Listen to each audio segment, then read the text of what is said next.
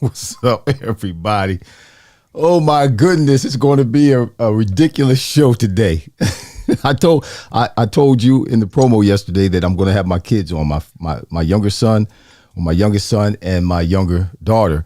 They're going to be on with me today. And so we just brought them in, and now they're in the green room and waiting for me to bring them in after we do all of our, the stuff that we do at the beginning of the show, say our shout outs, and then talk about real people, real talk, and you all getting involved in the fireplace. But I told them that their mics were live because I don't like, muting everybody's mic, because sometimes you got to go and unmute them, and you got to click on this and do that. And I don't like doing all of that. So as the promo is coming on, I'm dancing and you're hearing the music and whatnot. I hear all this clanking and this and that. They're shifting around. They don't know that I can see them. I have a window on my screen where I can see what they're doing, and they're just not. They're moving around and clanking around. It sounds like they're drinking water, and I don't know what they're doing. I hope that I see Taylor. She's looking like, who? I'm sorry. We're going to have a good show today. It's about a family affair. Yes, a family affair. I'm having my youngest son. He's coming in today. I think he's in the green room. I don't see his picture anymore. I don't know where he is, but hopefully he comes back in, and we're going to have a good time. But first, before we do that, my God, we're going to shout out to Alicia Way for all of these dope overlays, as I do every week. I mean, I owe Alicia a very large thanks for helping me start this whole podcast and making sure my vision of how it is supposed to be is demonstrated in what you see. And he took what I said and really made it real, made it an ocular thing that you can see. And what I believe to be the vision of this podcast, he really did a great job in displaying that in these overlays. So thank you, Alicia Way. You're an awesome dude. Thank you, Lou Rogers, Vision Audio Visual. He put that introduction together. Thank God for him. He is there's my son coming back in now. I'm going to have to fuss at him. Just stay on, Bubba. Okay. My gosh. Don't say anything because you're live. Just be quiet right now. All right. He's got his mic muted. Anyway, they never stop. Kids they just don't stop. They don't stop, do they? I'm 59 years old and my kids just still don't stop. Woo, Raymond Forbay, No Escape Gear. God bless you, bro. Green Legion, thank you so much for everything that you do to help promote this podcast, The Fireplace. Millions, we thank you for the gear. Yeah, our merch at Millions. Come on, y'all. At the Millions, you can see it. Let me put this up.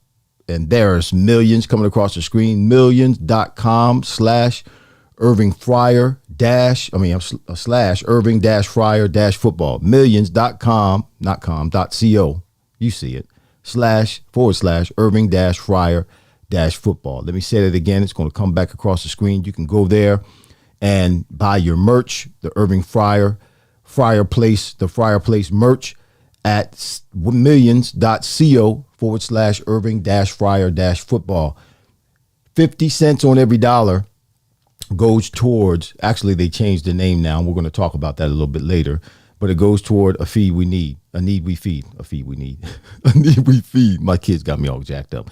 A need we feed. Yeah, actually the name is being changed to Dine on Us, Feed a Need. That's what we're changing it to. Dine on Us, Feed a Need. We're going to talk about the particulars of why it was changed.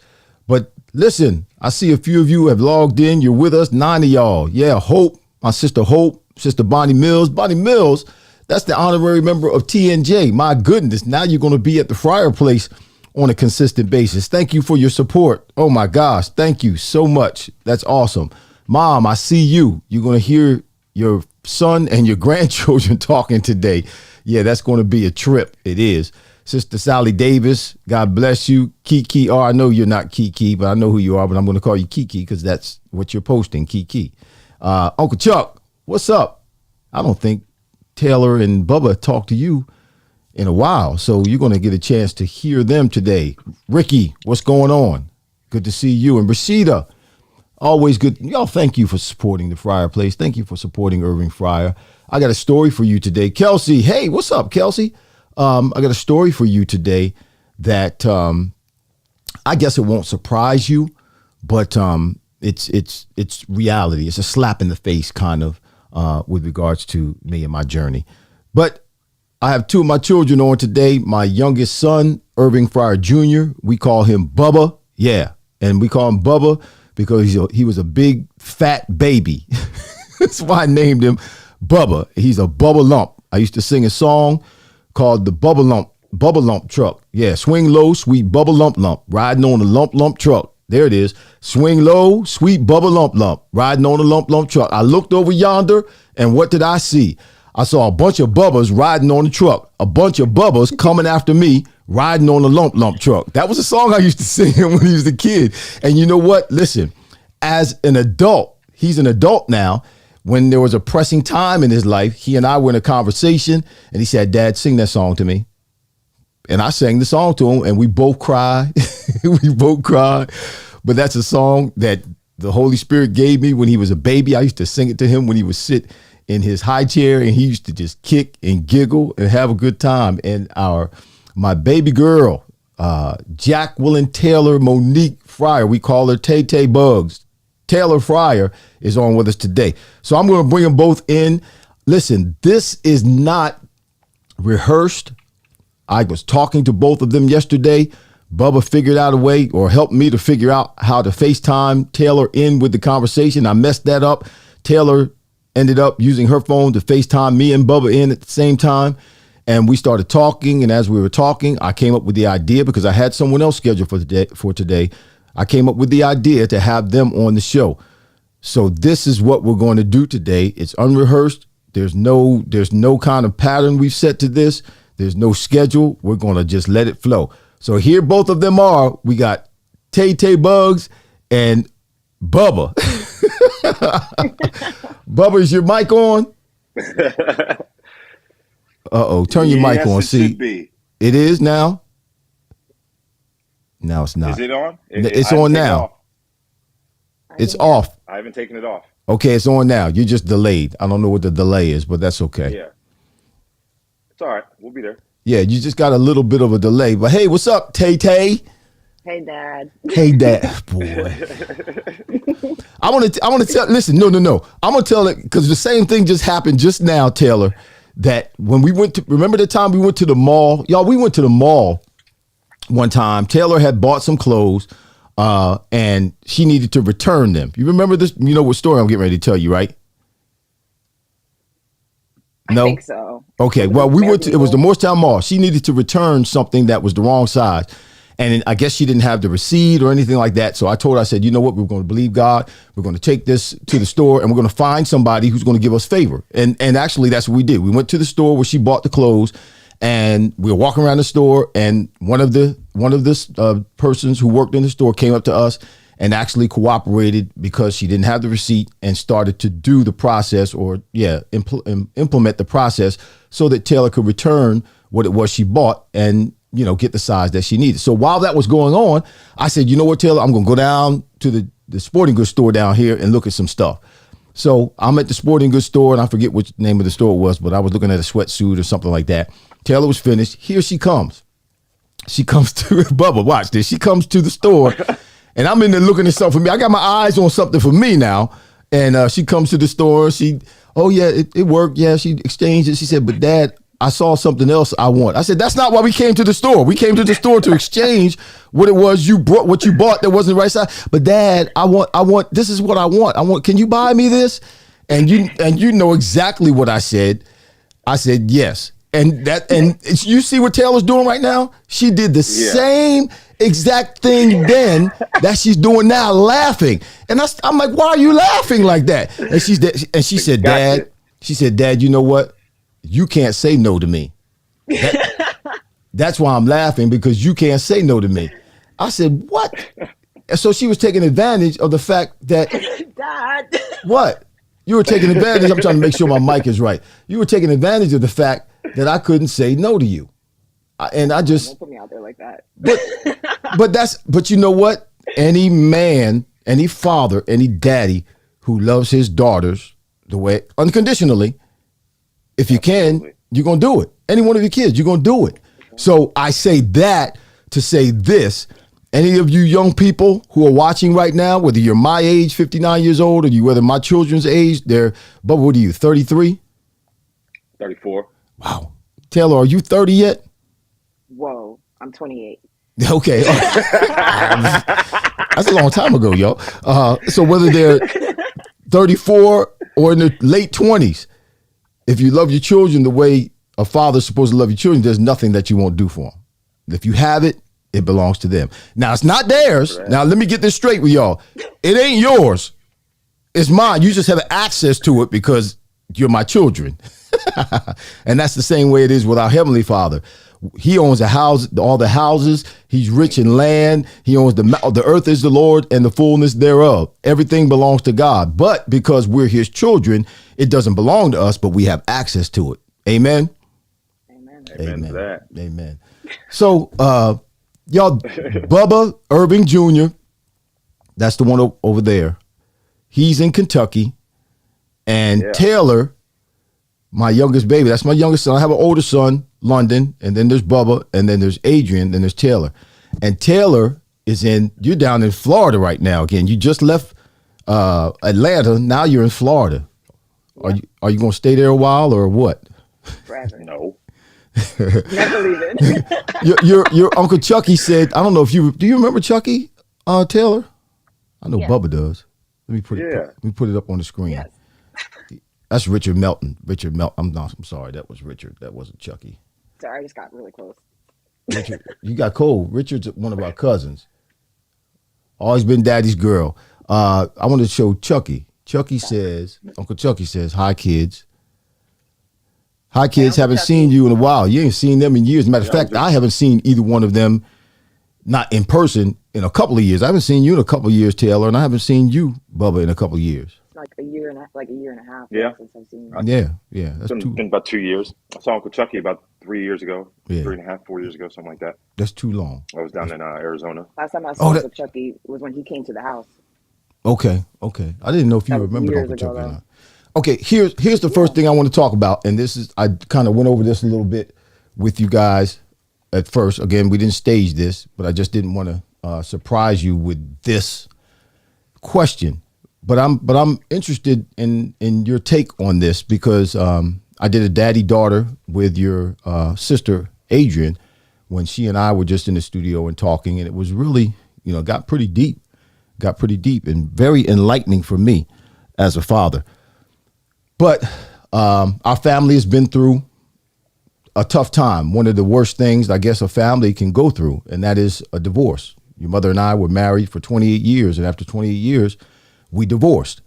And that had an impact on both of you. It had an impact on all of us. And I believe in what you have to say about that, how it affected you, how it's either, affected you then or still affecting you now, and the thoughts that you had and the feelings that you had. I believe because there are people who go through divorces all the time, and it has not just an impact on the two that are being divorced, but the family that they have, whether it's young kids or whether it's older kids. And I think it's worse for older kids because you got, you're mature and you can, you have your own kind of insight and interpretation of how things should be and ought to be. But it's tough when a family breaks up. So since Taylor, we're going to do chivalry. All right. We're going to let Taylor go first because chivalry is not dead in the Fryer house. We're going to let Taylor go first. And I know, Taylor, that, you had a hard time with it. We never really had a deep conversation about it. But share with everybody how it had an impact on you. You were what? Was it 6 years ago now? 5 years ago? 6 years ago? It was 6 years ago. What was that, like 2014? The crazy thing is me and Bubba were actually together. Mom told us when we were in Kentucky when I found out that it was happening. So Bubba was literally right there. We were together. I honestly think out of the four of us, I think I was the most shocked. Well, I don't know if you were the most shocked. Well, let me. You could have been the most shocked. I don't think Mom planned it, but it was on April Fool's Day that she told us. And at first, literally, I thought it was a joke. I thought she was kidding. Like, I thought it was like, this is the worst April Fool's joke ever. But then I realized she was like dead serious. And I was like, oh, shoot. I think when I look back at that time period, I was like kind of doing a lot of like my own like life. And I was like naive and not around. I was in like Texas for a year. So there was a lot of stuff that I just didn't even really know was happening. Or if I did know, I just didn't think it was that serious. But you guys divorcing was like super duper hard. As an adult, I think we just got super comfortable just with our parents being together like our entire lives that was just like so left field. It was hard to understand because it was like, as an adult, I'm the youngest, but it was kind of like my parents are still individuals. So it was hard to look at it as that type of thing. Like you guys are your own people and not just my parents. Cause I was a little mad. I'm not even gonna hold you. I was like tight. Cause I'm like, just work it out. Like it's been mad long. Like I'm mad childish. That's really how I was looking at it. But that wasn't right, and it was just hard to adjust to. It was hard to adjust to your parents literally not being married. Like not even like that not being a thing. It's still kind of crazy. Honestly, like it's still to this day weird for me to say like my parents aren't married. Because like I said, my whole life, that's all I knew. Yeah. What else should I say? Well, whatever you want to say, but your parents, but the good thing about it, the thing that doesn't change. Hey, Yvonne, I don't know if you remember who Yvonne is. But Yvonne is kind of our cousin through marriage. But Yvonne, how are you doing? She just chimed in. She says, blessings, fam. Love you all first. She said, love you all first. But the thing about it that didn't change, because Adrian, I'm sorry, Taylor.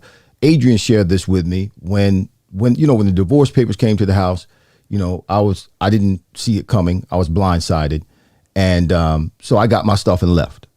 And Adrian felt like, and this is documented in the show that she was on, in Our Daddy Daughter, she felt like when I left the house, I left her too.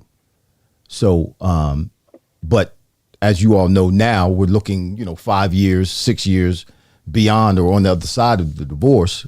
I'm still your parent. Your mother's still your mother. I'm still your father. That didn't change. No. That didn't change, though our relationship broke up and divorced. The fact that I'm your parent, that didn't change. I've always tried to be there for you. I'm not living in the same house necessarily, but I've always tried to do the same thing, that I've always done, so that didn't seem as though that those things changed. But it's tough. I mean, and even to think like Adrian, that I left her, that's legitimate. That's legitimate. It's not an illegitimate thought or an illegitimate way to look at it, because, I left the house.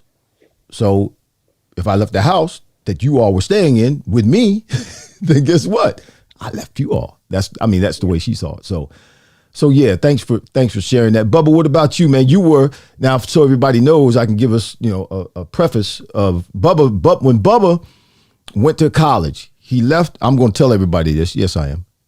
Where's your phone? Where's your sound, man? Boy, you just. He keeps muting himself. I don't know what he's doing. If you stop messing with it, it'll be fine. Can you hear me? Oh, there he goes. Oh. He went off. Lord Jesus. He'll come back. I think he's going to sign back on again. I got to tell the story about him while we're waiting for him to come back on. Now, when Bubba, Irving Jr., but we call him Bubba. I should have put Bubba down underneath his square. But when Bubba went from high school to college, he actually had a football scholarship to play football. You there, Bubba? I can see myself, but I can't see you. You can't see me, but you're good now. We can hear you. But you're like, your voice is all crazy sounding. My voice is all, that's your apparatus, man. You need to get, are you an Apple? You have Apple? Yeah. Oh, okay. I'm going to say, if you're not an apostolic, then then your stuff is jacked up, but you have Apple, so it should be fine. It's not even, it ain't right. It ain't working right. Yeah, now. But listen, we hear and see you good. So remember, I can barely understand what's coming out of you. I can barely understand what's coming out of your mouth. Oh, really? Well, that's your stuff, bro, because my stuff is tight. What about you? Do I need to sign on and sign back on? Yeah, quick? Sign off and sign back on while I tell this story about you. Boy, I told you I told y'all it was going to be a family affair. Boy, this is, and Taylor can tell you, this is not unusual for Bubba. This is some Bubba stuff right here. Everybody else got it right, but Bubba's fumbling around with it. This is some Bubba stuff. Now where does this picture go? Okay, you there? My bad. Mom was calling my phone and everybody trying to call my phone at the same time. Oh, who was calling your phone? Mom. Oh, your mom. Okay. Yeah. Okay. Well, maybe she's trying to jack up this show on purpose. Well, you never know. Her ears was probably ringing. I don't know. Yeah, maybe so. But let me preface before Bubba talks about, the impact that the breakup in the family. Vinny Capriati said hi. You know who Vinny Capriati is? Y'all remember him? Yes, we know exactly who my first call. Okay, well, sometimes people forget. He wasn't around he hasn't been around that much lately, but he says hi. 87 Thunderbird Super Coupe. Yeah. So when Bubba went to college, he went to college on a football scholarship to Eastern Kentucky, right? Yeah. Eastern Kentucky. So he's down there now, and we had, done some things to try to make sure he got a chance to go to a school on a scholarship. We've been to some little combine things and trials and running 40s and all that kind of stuff, traveling, few hours away, trying to make sure he got the right opportunities and opened up the right doors. So he finally got picked up by Eastern Kentucky. And I don't know if it was the first day of training camp or right before training camp. I get a phone call. Was it 2 days? Was it 2 days? Right. It was like 3 days after the spring game. Oh, 3 days after the spring game. Y'all check this out. This is my son. His name is Irving Fryer, huh? Irving Fryer played 17 years in the NFL. My son, my other son was already at Western Michigan, and now here comes Bubba Irving Jr., wide receiver going to Eastern Kentucky. Yeah, we got this thing going on. The Friars, they don't die. We just multiply. That's what we're doing. Yeah. So here goes Bubba. I get a phone call right before training camp. Dad, I don't want to play football. What? What? So you know what? Surprisingly, I think I surprised him myself. Surprisingly, I didn't get upset. I didn't try to force him. The conversation didn't go sour. I'm like, so what you gonna do? I'm gonna go to school and I'm gonna do this, that, and the other. So you got a plan. Okay. Hey, Reggie Dupart, I don't know if you remember Reggie Dupart and his wife from New England, Bubble, but they're saying hi. They're watching right now. What's up? And they have a podcast called Dupartology. Yeah, it's hot. It's nice. What's up, Reggie? Good to see you. So we had a conversation, Bubba and I, and the money I had saved up for him, I was going to give it to him in portions because he wouldn't need it, obviously, if he was on scholarship. So I was going to, divvy it out to him proportionately throughout his 4 years in college. But since he didn't want to play football, bang, what I did was I said, here. And you said you didn't want to go to school either, right? Or did you intend on going to school? I tried. Okay. Anyway, what happened was I ended up giving him the money. You take the money. This is what you want to do. Bang. And I'm going to tell you something. He was 18 years old then. He's 34 now. That cat's been in Kentucky ever since. He's had some rough times, but he ain't called me asking me for nothing, ever. Never called me to ask me for anything. And not that I'm proud of that, because he figured it out when he got in some tight spots. But he made the decision not to play football, and he stayed out in Kentucky, didn't come home, didn't try to, manipulate the situation or anything like that. He took responsibility for his own decision, stayed in Kentucky, and he's had several jobs, but he's always been able to be successful and pay his bills. He's got a house, he got kids, all that stuff. And, I'm just proud of him for that. But so while this whole separation and breakup of the family took place, he was in Kentucky. And so he wasn't hands-on, but it still had an impact on you, Bubba. So talk about that. Well, so when that had happened, until I know you remember, we're sitting on my couch in Kentucky, and my exact words were to Mom were, well, you could have stayed in New Jersey, and told me that over the phone. That's Bubba. That's Bubba. So it didn't really, the impact for me wasn't as huge as it would have been as if I was there, because I was, like you said, I was concerned about what I had to do as far as making sure my life was straight. Mm-hmm. And I always knew, even though you and Mom were getting separated, that you were still going to be my father and she was still going to be my mother. So you two being together, living in the same household, did not affect me. You know what I mean? Because all I knew was I got a mom and I got a dad. She loves me. He loves me. So in that aspect, I didn't really pay attention to it when I should have, because, maybe Taylor and Adrian and London needed some reassurance or just some pure mediation. Not saying that I was going to give you any advice that you couldn't give me, but maybe I could have been more attentive to the family. But when that did happen, I just remember a whole lot in my mind saying, I don't care, because there was one thing that you always told me, Dad, was once I did get married and have my family, you said, son, don't worry about me, your mother, or your sisters or your aunties. Worry about your family and take care of your family. Make sure your family is straight. So that was my impact on that and my thoughts on that. But also, going through therapy and realizing and notifying those things that, that are underlying and why you make some actions and some of the hard times in my life. I do know that I should have paid more attention to it, because it mm-hmm. did affect me. Mm-hmm. You know what I mean? It had an impact because I'm divorced. Mm-hmm. Mm-hmm. You know what I mean? Yeah. And some of those reasons why I'm divorced were because of not paying attention or not focusing on what should be focused on. Right. And right. So I could say that it sucks. Nobody gets married to get divorced. Right. When it first happened, I was looking at you too, and I wanted to hit you both in the head and be like, "Come on, you big dummies! It's 35 something years. You're gonna leaving after this long of a time? 28 years, yeah. Yeah, and what the heck? You guys can just, in my eyes, the house is big enough. You can sit your behind on that side. You can sit your behind on that side. We were already doing that. You know what I mean? It would have made a difference anyway. So. But it does affect you, it affects you when, especially with me having kids, and I got to come back home. And at the time when Mom and you were there, and I got to jump over here and jump over there and do those things, it's makes it tough. Stressful. Yeah. It makes it tough. You know what I mean? And what I always, and I tell you this too, and I told Mom, hey, you guys, you're going through what you're going through. Just leave me out of it. Mm-hmm. Mm-hmm. Don't bring me inside of it. Don't talk crap about my daddy. Don't talk crap about my mom. That's it. Because you know me, I'm going to tell you the truth. I'm going to give you talk crap about my daddy. Hey, man, watch your mouth. That's still my daddy. You talk crap about my mama. Hey, man, watch your mouth. That's still my mama. Yeah, and those are lines you just don't cross. And I've never crossed those lines with you all. I try to keep it real with you in terms of Yeah. my side or any feelings I may have about it, but I never have and never will like try to bash your mother or bring her in on the Right. conversation.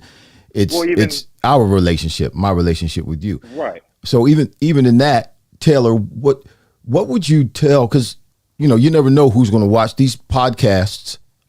Anybody can view these podcasts. Mine are not X-rated; they're G-rated, so a kid can watch these podcasts. They're not off. They're not off limits, and that's why I made it this way because this is good stuff. This is real talk. Matter of fact, let me do this. Let me see if this fire. It's getting ready to get hot. Let me see if the fire works.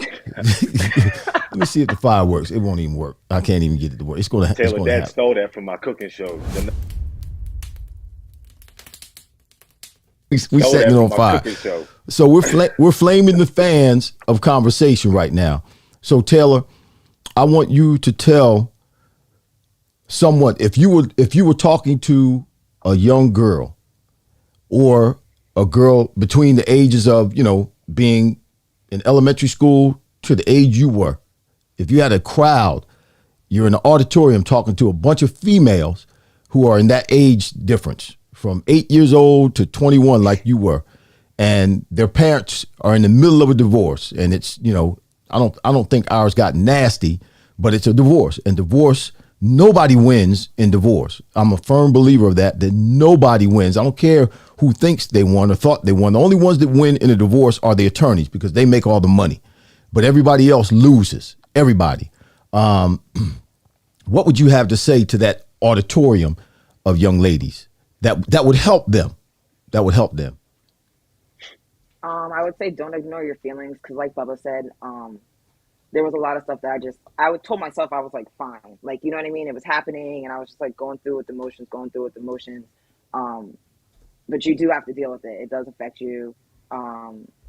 I feel like telling an 8-year-old would be something different because 8-year-olds aren't aware as to everything that.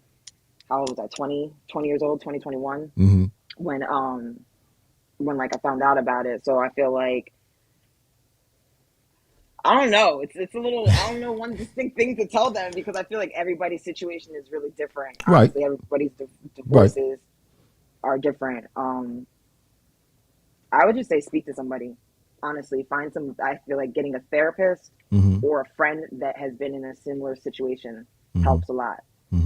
Because talking about it to people that don't really know what you're like going through, it's like they can be like a good listener to a certain extent, but they don't understand. And divorces are like you need to talk to someone that understands or someone that has like actual knowledge to help you, something that's going to be productive because you can't just ignore it. It definitely affects you, even though you're not the one getting divorced. It's going to affect you in ways that you didn't even think it's going to affect you. Like literally, like not even thinking like that would have been a consequence or an effect of your parents getting divorced. But then it's like, oh wow, like yeah, don't try to shovel or push your emotions aside. Yeah, don't downplay it because those emotions, those thoughts are real. They're real, and they need to be addressed so that they don't have a negative impact on you. What about you, Bubba? With some of these young men out here, and again, we kind of look at things and approach things obviously different than females do. We kind of take the tough guy attitude, but at the same time, that's not always what's best for us. We take that tough guy attitude and that tough guy mentality, and that really, at times, really hinders us and hurts us. It does more harm than it does good. Akita, what's going on, brother? Good to see you today. He says, greetings, family. I'm going to address our watchers every now and then, so you just have to bear with me when I do that.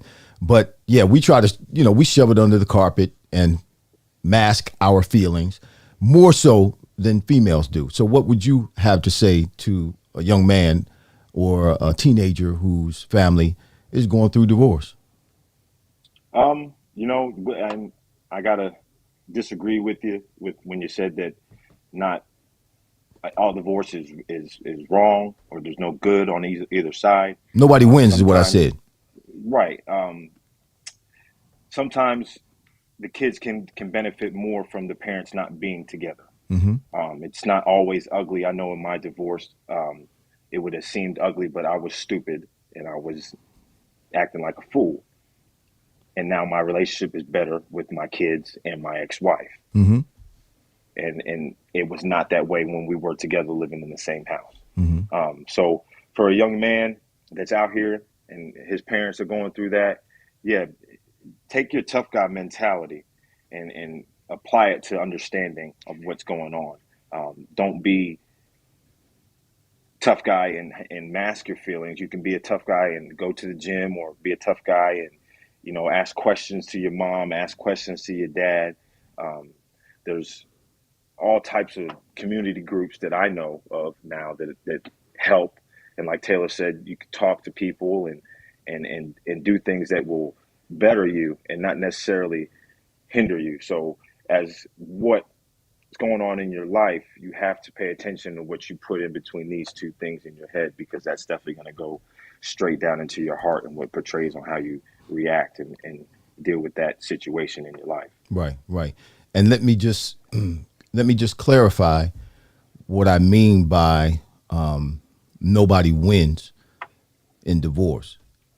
And I'm speaking to that with regards to a biblical perspective, right. Meaning the way God designed family to be, you know, right. So family is supposed to be husband, wife, and kids together, right? Nobody gets married to get divorced. Right, right. So when I say nobody wins, so yes, we can still function like we are now, but it's not a dysfunction, because it's not that the function has completely stopped, but it's a malfunction because it's not functioning the way God designed it to function. We're still functioning as a family, but it's not the family the way God designed the family. So when I say nobody wins, we've broken the covenant that was agreed upon at the beginning of the marriage, and that started the family, and now we're operating outside of that covenant. And nobody wins when that happens, because now, like you said earlier, you know, you got to deal with your mom over here, you got to deal with your dad over here, you know, rather than being able to be a family like God designed us to be. So that's what I mean when I say nobody wins. Now, something happened to me yesterday. It's 12:38, and I knew we were going to fly by time. We're just going to do this again. But I want to hear your response to this, about something that happened to me yesterday. Not directly, but indirectly, because some things your grandmother said, "I am so happy to see my precious grandchildren doing so well and so smart." Say hi to your mom. Hey, mom. Love you. Love you. You're making her happy. Yes. Something happened yesterday. Now, you may not know this. I said something about it at the beginning of the show. There's a organization called A Need We Feed that I'm connected to, and we feed over 1,000 people every week. I've been able to 250, 300 meals a week. Cook. Yes, I cook, Taylor.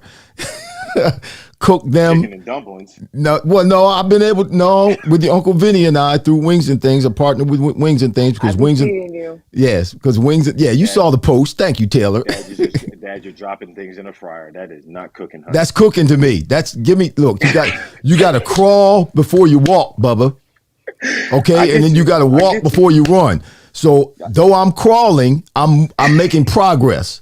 Hello? Amen. All right, Amen. It's progress. You know me not to cook at all. Yeah, if I dropped something in the fryer, it would have been my finger or the wrong thing. It would. Your grandmother said, "Mom said, love you both dearly." So I would have dropped the wrong thing in the fryer, or I would have somehow figured out a way to burn myself up. So give me credit, okay? I'm making progress. You never would have thought I had this whole setup like this either. So hey, we got it going on, man. I'm making progress. You can teach an old dog new tricks. Thank you. Okay, I hear that. So yesterday, I got a call. Had a conversation with Vinny, your Uncle Vinny, who's my friend. He's the owner of Wings and Things. Wings and Things is the one who provides the food from the different from the company to a need we feed to service some of the people. So Wings and Things will cook the food, we'll package the food, and we'll take it ourselves to different entities. I was taking it to a senior housing facility in Willingboro, taking it to a homeless shelter behind the church, and also scheduled to take it to a veterans building where they have veterans who are struggling. They're struggling. So I found out yesterday the guy who is the president of A Need We Feed, his name is Cliff Baker. His board of directors, they voted him out. Long story short, somehow his board was set up to where they could vote the president out. And apparently it was his friend that set up the board. Yeah, because the president's not supposed to be able to be voted out. But his friend who set the board up, the structure of the board, set it up so he could be voted out. So he was voted out. And you know why he was voted out? He was voted out. One of the reasons he was voted out was because Vinny and myself connected with him. And the people didn't want to have anything to do with me. And they didn't want to have anything to do with me because of my conviction, because of my felony. But to feather in his cap, Cliff stood his ground. He said, no, I'm not doing that. I'm not getting rid of them. You mean to tell me a guy, okay, yeah, he went to prison, but he's out here trying to feed people? You want me to turn my back on him? What do you mean? You're crazy. I'm not going to do that. And they voted him out. And now we're starting. Cliff is starting because A Need We Feed was his. He started that. So the board will probably get rid of A Need We Feed. So Cliff has already started the paperwork for Dine on Us, feeding a need. So we've got the same entity moving forward with Cliff, but it's just in a different direction with different people. But that whole A Need We Feed thing is over, and they got rid of Cliff because he wouldn't get rid of me. And I've had things like that happen before. Things are still like that, still happening like that in my life where people reject me and I can't get through certain doors, or certain doors are closed because of the felony I have on my back, because of the conviction that I've gone through, because of my prison sentence, and people just don't want to have anything to do with me. Now, understand this, I got 50 years of good and I got one incident of something negative in my life. And it's amazing how people they don't even know the details of what happened, but yet they pass judgment and don't want to have anything to do with me. But no one like Cliff, nothing like that has ever happened where he put his own on the line to stick up for me, for what he believed to be is right. And has anything like that? I've never asked you this question before. Have you had any fallout like that in your life that was a trickle down effect because of the incarceration that took place in my life? Have people shunned you or treated you a certain way, in a negative way, because of what happened to your dad, Taylor? Oh, can I go? Okay, Bubba, go first. Go ahead, Bubba. Chris, wait a minute. Chris Womack is on. What's up, Chris Womack? What's up, We getting all kind of folk on here. He says, hey, Bubba. Hey, Taylor. Love y'all. What's up, Chris? Too. Good to see you, man. We getting it in today. This is a conversation that's fire. Hold on, Bubba. Let me put it up there again. There you go. Up in here. Yeah. So go ahead, Bubba. You wanted to answer the question first. Go ahead. Speaking on that and directly receiving something on your behalf of negativity, you were incarcerated, and then I had my own issues of going in and being incarcerated through my own issues as well. And I believe the day that you got out was the day that I was going in. Mm-hmm. And, the way that I was handled in there was direct influence from you, because the CEOs would say, as I remember, oh, this is funny. Your dad's getting out of prison and you're going in. And they kind of, they laughed at you. They didn't really care about how you felt because of, you're not a good man because look at what your father's doing and look at where your father was at, or directly me trying to be out on my own and get things. So as far as just an apartment and trying to live on my own, the bank will give me everything that I want and ask for with a good credit score, but they won't allow you to rent an apartment if you're convicted of a felony. Hello. Yeah. So where are you supposed to live? those things, right? I mean, you're supposed to buy a house or something, but I don't know. But No, so you can't buy a house that either because I can't buy a house. That's what I'm saying. You can't I'm buy a a part house either. well, because I'm a part of the you system. can't. I tried to buy a Yeah. house. They wouldn't allow me to buy a house. It got right Well, down to the nitty well, gritty, and they your denied me. charges are a little bit different than mine. Right, So, right, but that it people are always going to whether it's advice or I remember getting in these arguments with my siblings. They would say stupid stuff like, "What were you supposed to listen to you? You've been in jail." right. You know what And I mean? because you went to I never jail. say that. Well, That wasn't No, me. I didn't say you. he just said siblings. He didn't say you. I said But siblings. but yeah, because you've been to prison, that means you're just the scum of Right. the earth, What's that and mean? you're I no don't. good. And yeah, Right. What's that mean? I don't know anything. right, Does that mean that I'm not knowledgeable or I'm not attentive or I don't have any truth to what I can tell you? Because I feel like you doing and going where you went brings more life to your story and your testimony and make you want to sit down and listen more. Because I didn't go in and let that defy me when I came out. right. You didn't go in and came out and let that defy you on what you did because you're not sitting in the slum somewhere. I was just incarcerated a couple weeks ago on just some foolishness. Mm-hmm. But I remember the CO coming in here and saying, "Hey, you're just a bum on the street, Friar. You're just a drug addict on the street, Friar. I make more money than you, Friar." And I'm looking at him like, "What, on your $12 salary?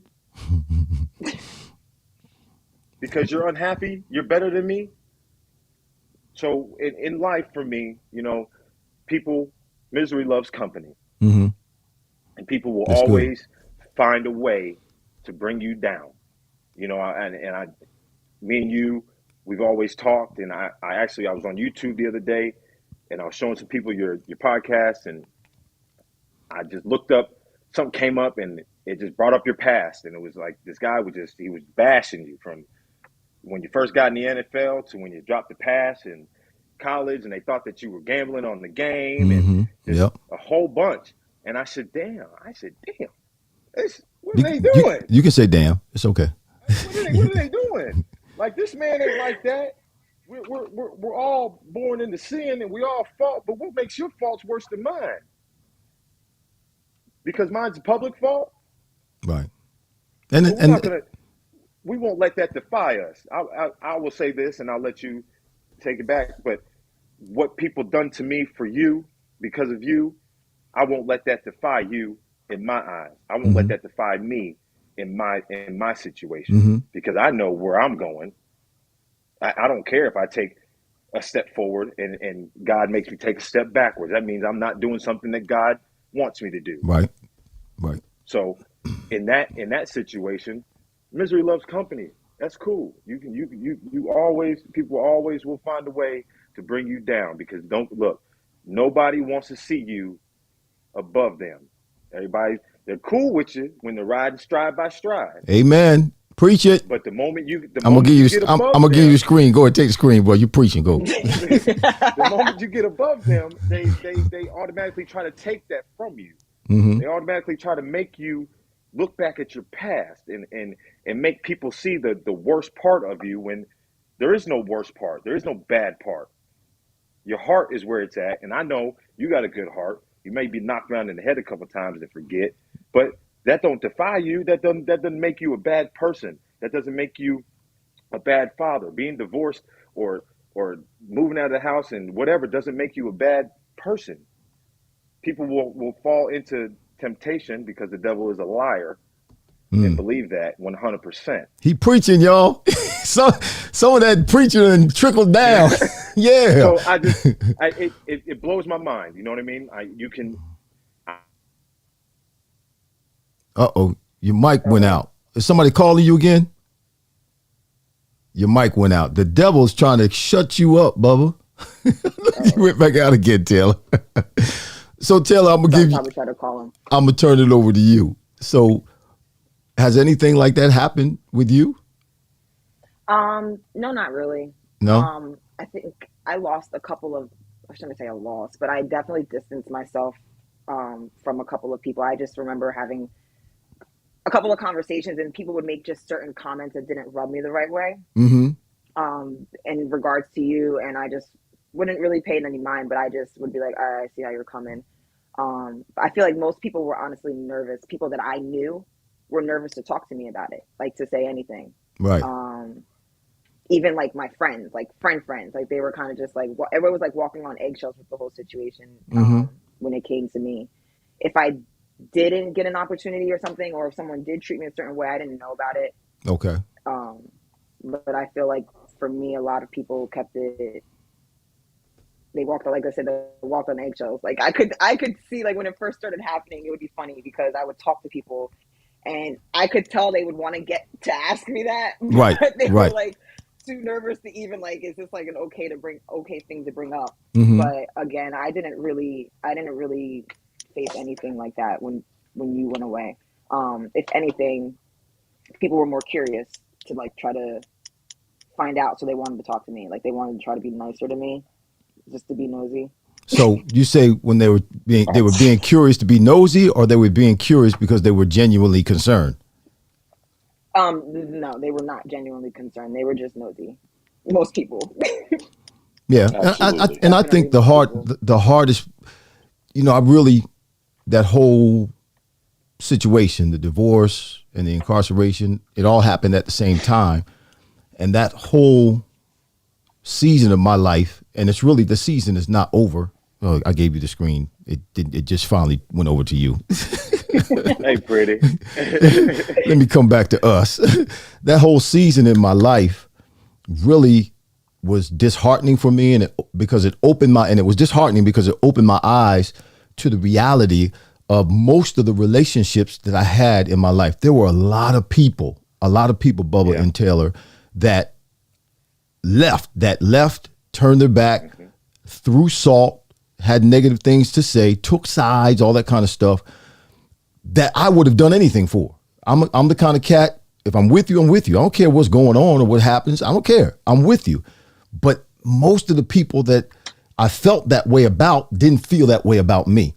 And they treated me thusly. And that really I felt like a fool. I felt not because I was in prison, not because, this stuff happened, but I felt like a fool because I had all these people that I felt this way about, but they didn't feel the same way. The relationship was not reciprocal. And now all those people are gone. It's a good thing. But I'm like, man, I wasted a lot of my life caring about people that didn't care about me. Wasted a lot of your feelings. Yeah. I put time, people coming over our house and eating, people I spent and made sacrifices for, people I did things for, no problem, whatever. And most of those people left. They forsook me like they did. I'm not saying I'm Jesus, but I'm going to use the words out of the Bible. They forsook me and fled and threw salt and talked bad when they fled. And man, that's what made me feel the worst out of the whole thing, because I felt like I was a fool my whole life. A fool. Yep. Befriending these people that I would have done anything for. Yeah. As like your kid watching it, because it was like you and mom had so many mutual friends, like, you know what I mean? Like husband and wives and just a lot of mutual friends. A lot of them took sides. It was really hard for me to see everybody take sides. It made me not want to even talk to a lot of people. There's a lot of people that I just don't even want to talk to anymore, simply just because I don't like how they looked at you after it. I don't like how they looked at mom after the fact. There are people that, like you said, like you would do anything for, from 21-year-old that I was. There are people that I feel like should have reached out to me and my siblings, like literally just to simply say like, and these are like family members, you feel me? Right. Like people that should have been checking in on us that didn't, to this day, have never even said, hey, are you guys okay? And you know what, Taylor? Like, how are you feeling? I used to say to myself, and I'm not saying that I wanted or needed anybody, because I stand on my own 2 feet and hold myself accountable for anything I do or don't do. But you're right about, if people care about you, they will check on you. They'll at least call in that kind of situation, when all hell was breaking loose, somebody should have been calling. And I say that because there's only a couple of people that really, Harold Sutton's one of them. You remember Harold, right? Harold made sure he came to the house to check on me to make sure I was all right. And then a Pastor Art Warner. You don't know who Pastor Art Warner was, but Pastor Art Warner was my pastor. He's a white man. I think he's 90 some years old now, but he was 80 years old at the time. He got in his car. He was a pastor that oversaw the New England Patriots when I played up there. I used to call him, he was 50 years old at the time, and I called him WD 50. He called him White Dad 50. He was 50 years old, WD 50. And he got in his car at 80 plus years old and drove, didn't tell me he was coming, showed up at the house, Applegate, showed up, drove from Massachusetts down to see me, to make sure I was okay. So people who genuinely do care, yeah, they will check to make sure you're all right.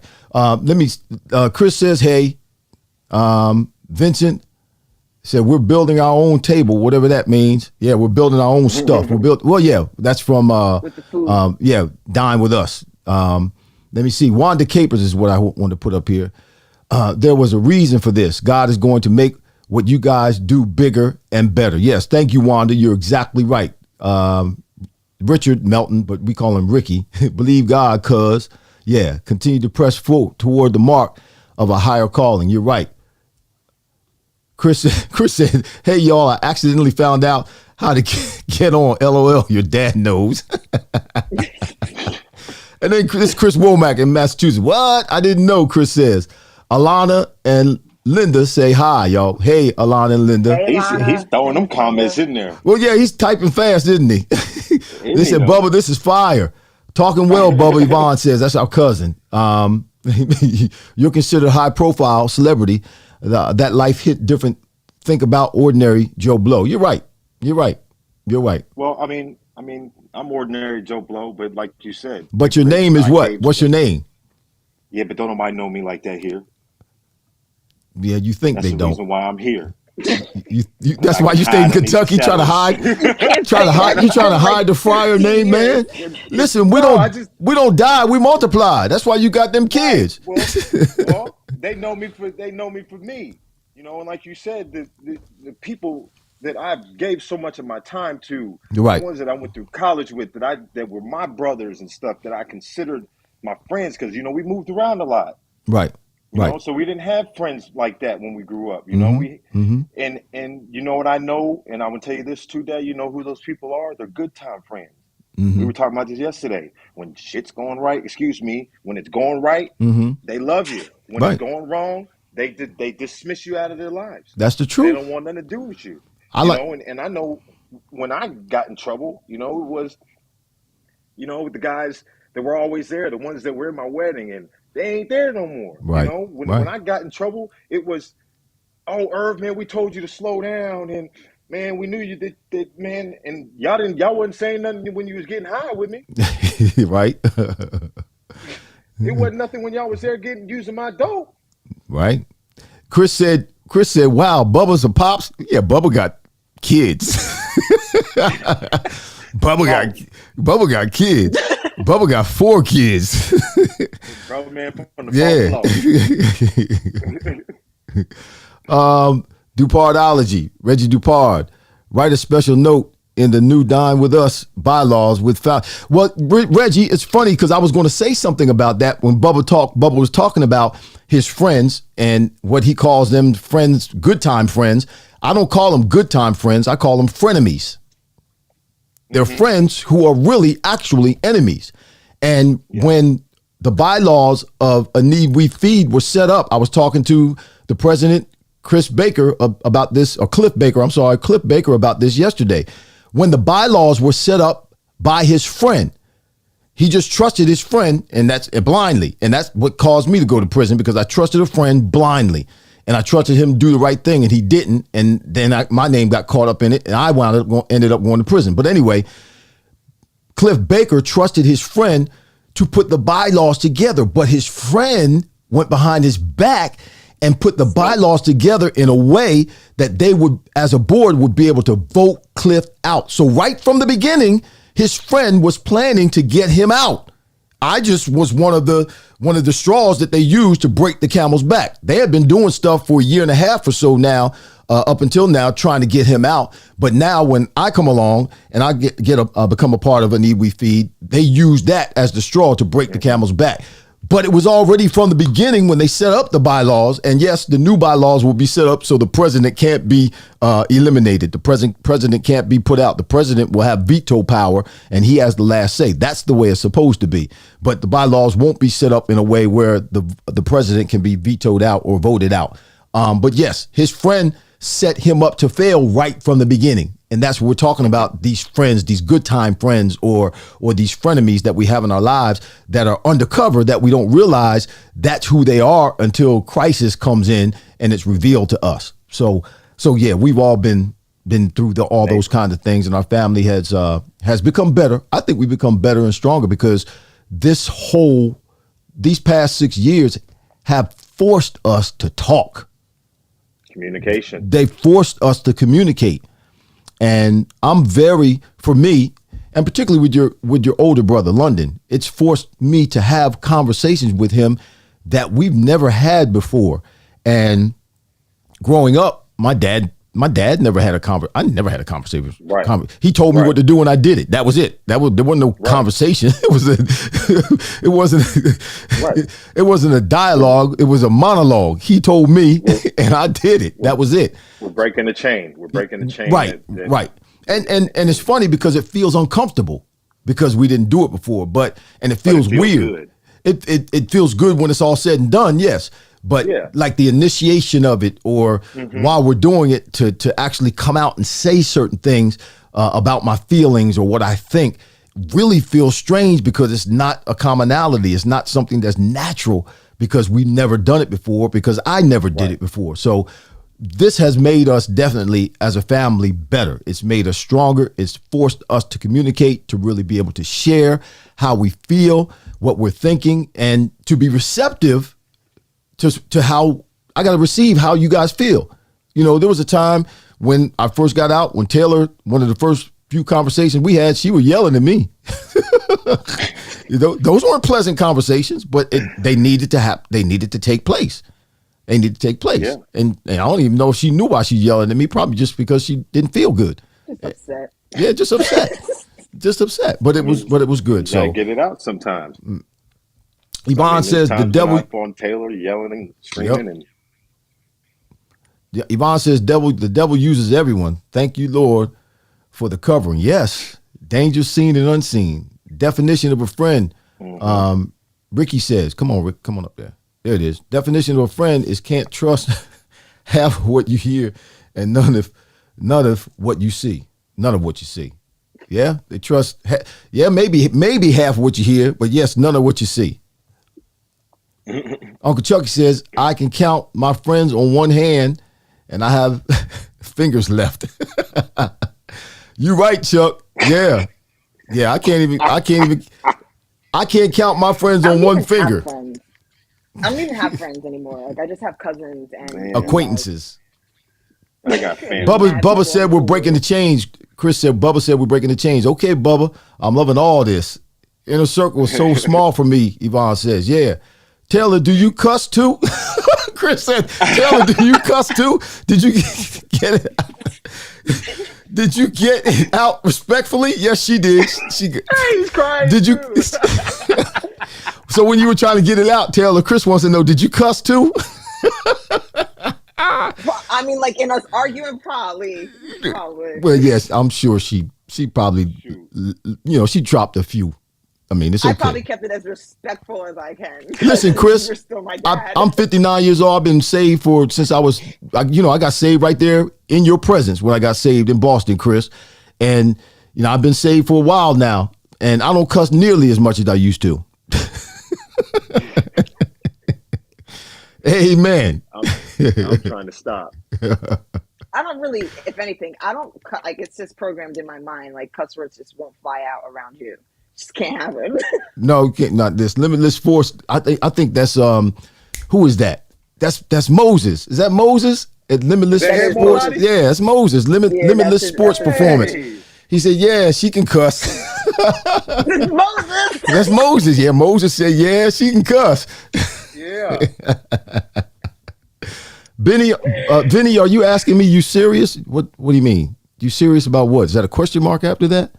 Or what? Probably about Taylor cussing. All right, everybody got to chill. Chris said, that's amazing. I never knew they even could cuss. Yes, I didn't curse around them, Chris. They didn't get it from me. Hey, Moses said, yeah, Pop. Hey, Moses, good to see you, man. He said, yeah, Pop. You know it. They call me Pop. What's up, Dan? Yeah, Moses. Green. Moses is doing well. Bro. Good to see you, Moses. Y'all, listen, it's 106. We've been on here long enough. I want to be respectful of your time. We're going to have to do this again. I'm going to set up. I want to come back on. Yeah, see? We're going to have to do this again. A family affair. And we'll hook it up, all right? So we'll make sure we do it again. But I appreciate you both. I love you both dearly. You know that. Bubba, too bad you're not up here, Taylor, because Bubba's coming to town the weekend of March 18th. He's got to be in a wedding, so he's going to be here. I'm going to get a chance to see all of my grandbabies. Your older brother's London's bringing his kids over. Bubba's going to have his kids over here. All the kids? Yeah, he's bringing the kids. Yeah. Yep. March 18th. Well, I feel like I should go because. Well, that weekend, the weekend of March 18th. Don't you still fly for free? Well, no. No, she don't fly for free. But it's the weekend. I could come on the weekend. Your grandmother said, I never heard Taylor cuss. Boy, we on this cussing thing. I'm glad everybody knows who I am. Ronnie Cunningham, hey man, how are you? Thanks for being on with us today. That's he says honor your parents. God bless family. Yes, God bless family. Wanda Capers, good show, family. What's up? Who's this? Limitless Sports? Oh, he's saying what's up. That's Moses. That's Moses, yeah. Your Auntie Hope says, great show. Can I get that up there? Can you guys see? You guys can see this, right? Yeah, we can see, yeah. It's super small, and if I okay, that's because you're on your phone. Enjoyed you guys. Stay strong, and God bless. That's Ricky Melton. Yeah. Hope says, love you, Bubba. Love you, Taylor. I love you, Auntie. Oh, Vinny said, remember when you used to work for Vinny, with Vinny? Yeah. And you was back in the back on the phone, and you was talking to somebody, and just cussing up a storm, just when you were younger, and he happened to pick up the phone, he heard you cussing, then he went back and he said, I'm telling your dad. Yep. You was having a fit, Bubba. Yep.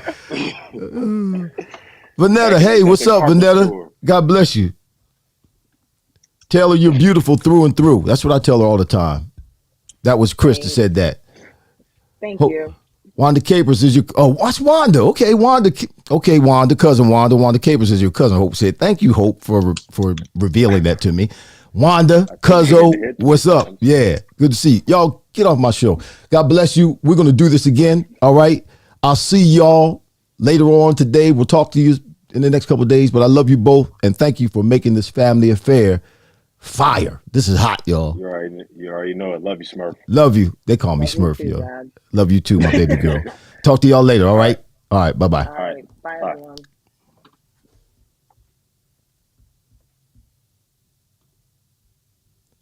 Well, there they go. That was a good show. My children, family affair, just keeping it real. We're just keeping it real. And not talking about these issues with the family because we think we're better than anybody else or like we're the only ones that go through this kind of stuff. That's why we're talking about it, because there are other families dealing with the same kinds of situations. And we want you to know, we want to encourage you. We want you to know that, yes, while you're going through it, it's painful. It is. It's painful. It's tough to try to figure out what to do, what to say, or where to turn. But if you hang on in there, you have resilience, you keep your head about you, you will get on the other side of it, and you will be better because of it. I know that's strange to say. How can you be better as a result of a divorce? But as a person, we all, the situation in itself or the marriage didn't necessarily get better, but we as individuals become better. And that's what's most important in life, particularly when it pertains to God and how we develop as people of God, Christians, that we become better. We become more like our Lord and Savior, Jesus Christ, more forgiving, more understanding, more merciful, more gracious in those areas in our lives. So We thank you all for watching today. Again, I want to shout out to Alicia Way for these dope overlays. You see how it had 3 up on the screen, myself and my daughter and my son next to me. I mean, Alicia put all that together. That's just awesome. So I want to thank Alicia Way for these dope overlays. I'm not very techie, so I have to delegate my weaknesses. That's what you need to learn how to do. Stop trying to spend a lot of time on stuff you can't do and delegate it. Yeah, and get people who know what they're doing to get it done. If you got to put out a couple dollars, just put out a couple dollars, but you'll have it done and the vision will be clear. Thank you for our animation, for that introduction, our video at the beginning, Lou Rogers, Vision, Audio Visual. Thank you, Green Legion. Yes, for supporting the Friar Place. Listen, here's what I want to do. Real people, real talk, y'all. I didn't say anything about this at the beginning, but we want you to email us here at the Friar Place @gmail.com. thefriarplace@gmail.com. Email your story in. Put it on PDF, put it on a Word document, or just email it. Send it in an email. We want to hear your story. We're going to choose someone once a month. It'll be the 4th or the last Friday of every month. And we're going to have you on the show, bring you in and let you tell your story. Somebody needs to hear your story. Whatever it is you've been through, whatever it is you've had to deal with in your life that you've been able to overcome, somebody else is dealing with the same thing. And that's what the Friar Place is all about.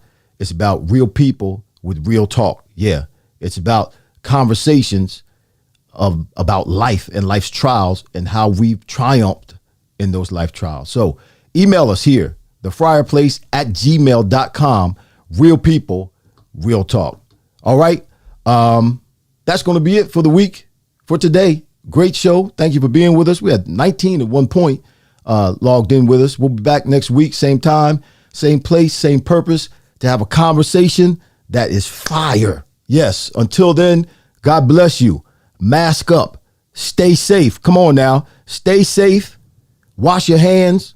Socially distance. Make sure you take care of yourself and your loved ones. We'll see you next week here at the Friar Place, where the conversations are fire. God bless you.